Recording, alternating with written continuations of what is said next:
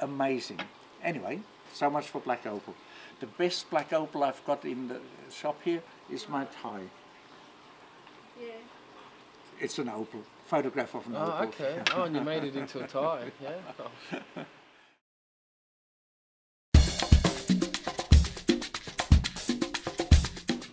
So here we are at Chambers of the Black Hand. It's an underground mine, and there's also an underground carving gallery with over 400 carvings. So we're going to have a look down here. We kept seeing this black hand all over town.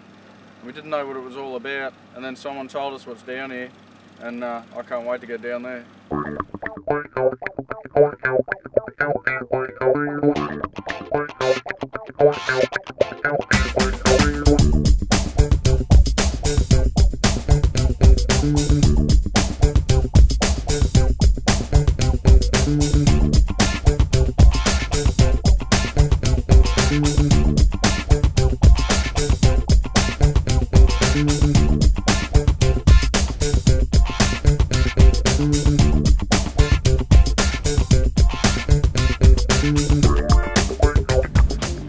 There's a fellow called Ron Canlin who was a miner here for a long time, and no one knew he had such a talent for, you know, sculpting.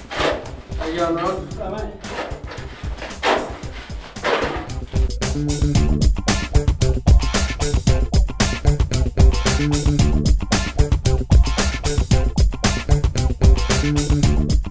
Nice to meet you, mate. Nice to meet you.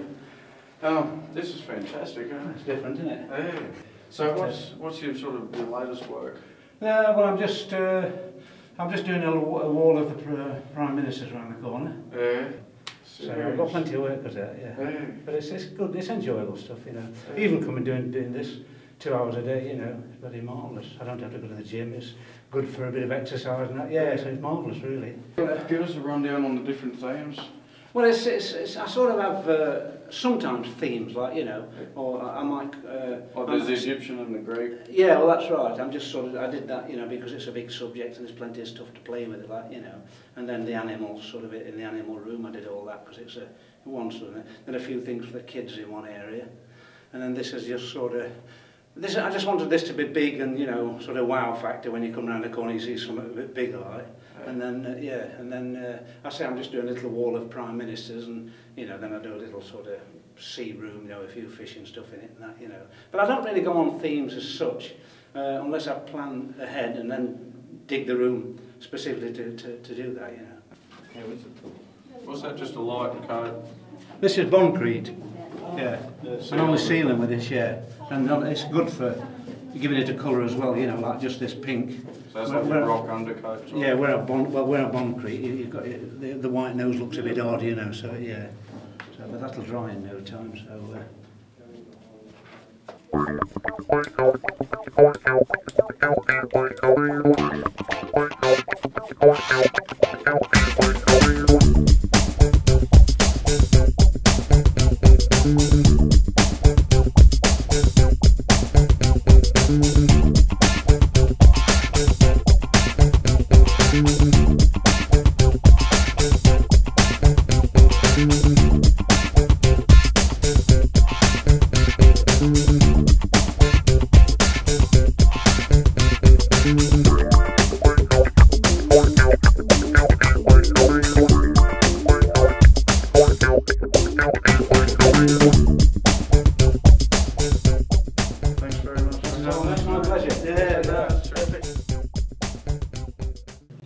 Alright, so we've looked around at Ron's gallery here, and now we're going to head down the ramp to the mine, which is about another, what did you say, 100 feet?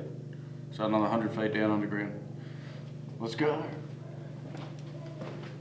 Now we're in the opal level here now, and this was all an inland sea, all the way from Queensland right to South Australia.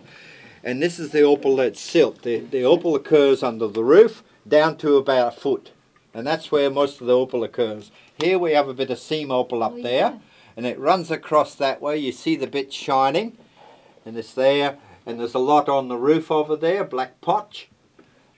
And they make jewellery with this now. They make doublets, solids, like earrings, everything. You'll hear it click if it hits something. Oh, there you go. Look at that. Funny man. So that's what you're looking for. You can have a look at that. Do it again. And I used to go specking all around the top of the hill here.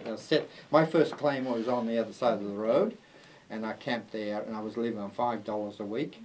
And I used to go specking, and I found lots of colour. There was piles of dirt all over the place here in those days. Most of it's gone. And within a year I was back in Sydney, and I bought a house for cash. We've had the best time in Lightning Ridge. You know, it's typical of the trip. You know, you just see these names of places on maps, and you think, oh, whatever. You know, I won't bother going there, or I won't bother doing this. And I never knew a place like this existed. Huh? Did you? Ah. So it's another example. You know, no matter where we go, there's another 50 places we should go to on this trip, and yeah, I think I'll be saving up to do another trip when I get home. So, man, it's been terrific. You'd get that bird and pin him on his back with a couple of small forked sticks, okay? Give him a nudge, he'd start squawking. The moment he'd start squawking, all his other mates would hover over the wounded bird. So if there was half a dozen people there with 4 or 5 of these sticks each and shot it into the flock of gillars, you'd get 15 or 20 every time. So as you get sick of eating blooming gillars. Yeah, so that's it, mate. Yeah.